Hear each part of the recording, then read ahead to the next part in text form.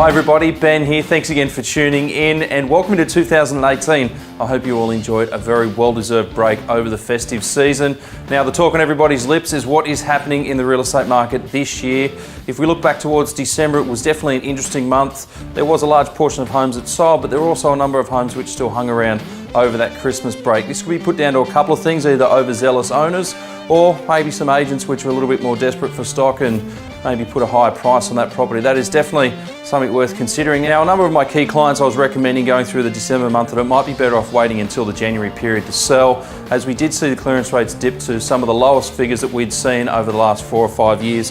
Now, as we move into this first quarter, I can already comment that the inquiry that we're receiving straight off the bat has been as strong, if not stronger, than what we'd seen towards the middle of last year, which is definitely encouraging.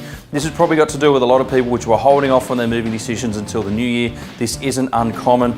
The one thing that we do know moving into this year of 2018 is I don't think it's going to be as doom and gloom as what everybody makes out. Yeah, sure, there's talks of softening, there's talks of cooling, and that may very well take place. The reality was the market in Easter last year was definitely at its peak, and some of those prices, even for us as real estate agents, we thought, wow, that is a lot of money for that home.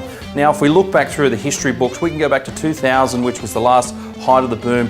This area really didn't see any negative growth or serious negative growth. Now, I've been fortunate enough, or I guess you could say fortunate enough, that I've worked in markets where we've actually seen prices come back 30, even up to 40% in some cases. Now, this area never really had seen that type of downturn. So I dare suspect that whilst, yes, there is some cooling, those prices might not be achieved as what they were receiving in Easter last year.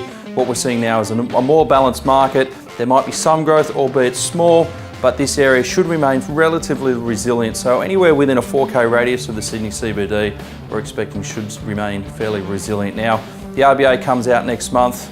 I dare say they'll probably leave the cash rate on hold. There is predictions that that might go up this year. The banks are already starting to lift rates, and it looks like the Royal Commission is looking into the banking world with some loans that were handed out throughout the boom markets over the last 2 years. But that's all plenty of stuff that we're going to be focusing on into the next couple of months, and we'll be looking at that with anticipation. Now, out and about in the community, just before Christmas last year, we got behind Forest Lodge Public School, and I can confidently say that we managed to raise in excess of $22,000 for the school for the Halloween party. I hope that money goes to good use. They're definitely needing it. It's a great school. It's close to my heart. It's a school that my grandma went to back in the early 1930s. Well, that's it for me. Thanks again for tuning in. We look forward to reporting back later on in the year. Take care. Bye for now.